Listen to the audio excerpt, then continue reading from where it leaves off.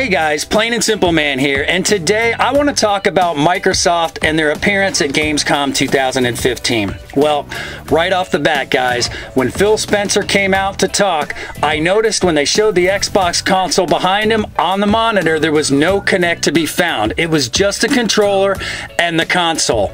Now guys, to me that's extremely telling, and it may not seem like a big deal to some of you guys, but back in 2013, when Microsoft shoved the Kinect down our throats with this whole all-in-one console, they wouldn't stop talking about the Kinect, and in my opinion that whole thing was a complete disaster. I knew right from day one, guys, that the Kinect on the Xbox One would be no different than the Xbox 360's Kinect in terms of how it would be used. Alright.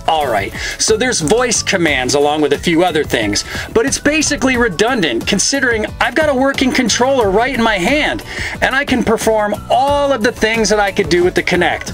Oh wait, it has a better camera, it has better resolution than the Xbox 360's, but I've never used my Xbox 360's Kinect, and I don't use mine now. And I'm glad that Microsoft is slowly allowing this gimmick to die. Some of you guys out there, I know you guys are going to disagree with what I just said, but you guys could keep being hopeful that the Kinect is going to be relevant.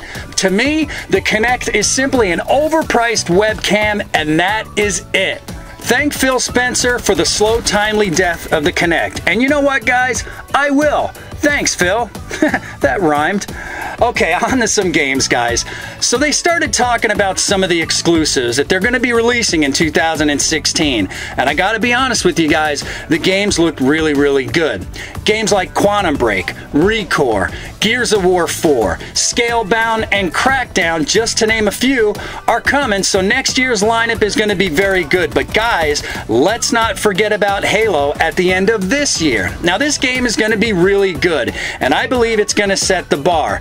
And it may even turn me, Plain and Simple Man, into a Halo fan. Because if you guys know me, you guys know that I'm not much of a Halo fan, but this game looks really awesome. Now I will say that there were a few things about the Microsoft presentation that I either had questions about or I simply wasn't impressed with. And the big one, and I absolutely dreaded hearing about this, was basically turning your Xbox One gaming console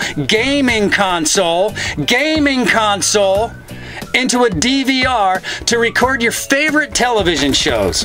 Oh man, don't even get me started. You know, first of all, it's bad enough that both of my Xbox One consoles each have a 500 gig hard drive in them, and try to download 5 or 6 games, and now you want us to record a TV show? And to me, that's asking a lot out of these consoles. But now I get to use my console to record TV shows? Come on, now, you know, I know that I can get an external hard drive, but come on, guys. Now, you know what? After hearing that did it for me. It was like a flashback of 2013's E3 failure. Stop talking about this stuff, Microsoft, please.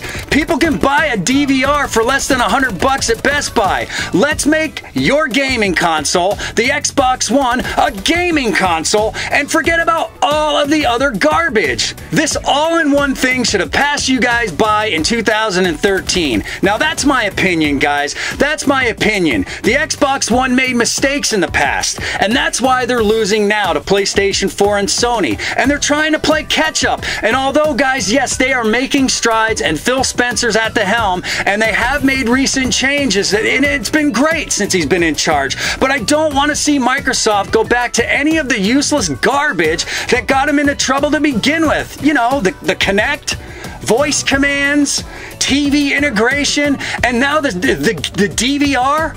Come on, guys. Oh, wait a minute, guys. Oh man, don't let me forget about this chat pad. Did you guys see this chat pad? Did you see the size of the chat pad? I mean, seriously, this makes the Xbox One controller the size of a boomerang. I mean, for real. I mean, it's like a poorly photoshopped image that some Sony fanboy would conjure up when making fun of the Xbox controller, but unfortunately, it's real. It's real, guys. I mean, this is one hideous looking combination. If you haven't seen it, Google it. It's huge. But then I gotta calm down. But then Microsoft talked about backwards compatibility. Now listen guys, I'm torn whether it's good or bad for the console. And let me tell you why. Yes, the idea is good. Being able to play your old Xbox 360 games on the current gen console is great. It should have been implemented at launch in 2013. Microsoft would have had higher sales because there would be incentive to purchase the One. A lot of my friends wouldn't even buy a One because the 360 was still relevant, not to mention the cost of the console with the Kinect compared to the PlayStation 4. But with backwards compatibility, the original price of the Xbox One and the increase in the price may have been justified at the time because PlayStation 4 wasn't, and they're still not offering it. But back in 2013, guys, the 360 console was at the time just short of a decade old. That's 2 years ago, guys. And now 2 years after the Xbox One release, now you guys want backwards compatibility? You know what? I haven't even played a 360 game since last year, to be honest with you guys. I've got no need to play 360 games 2 years after launch. I mean, why even bother doing this? Microsoft, in my opinion, was way late for this feature, but what do I know? I'm simply a consumer. Anyhow, Microsoft announced Windows 10 for the Xbox One, and it will be coming in November. And to be honest, from a gaming standpoint, the only thing I care about is DirectX 12 and how it would affect the performance of the hardware for the Xbox One, which is something they were talking about over the past year and a half, but they were vague about this at Gamescom. They barely mentioned anything about it. I waited for them to say something, and unless I blinked and missed it, I don't recall them mentioning anything about it. I don't understand. They mentioned how it would increase the performance on the PCs, which is great. And for the record, I don't see any performance increase on my PC. My render times are the same, so nothing jumps out with Windows 10 as of yet. Oh, by the way, can somebody please explain to me why anybody in their right mind would want to stream their PC to their Xbox One? Why? Just plug the PC into a monitor or a TV. An HDMI cable's less than $20. I mean, seriously, guys, it's silly to me. It makes no logical sense. Anyway, I'm looking forward to Windows 10 on my console from a user interface standpoint and all the other little things because it's going to be like having a brand new redesigned console, at least from the inside. So that's nice.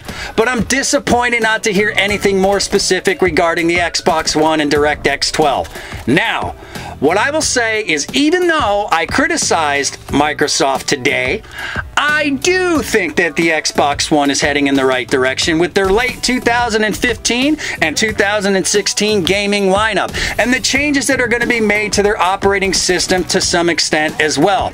I'm happy that Phil Spencer is the guy in charge of all this, but please, just please, I'm begging you, just concentrate on the gaming experience from here on out and stop with all of the other redundant features.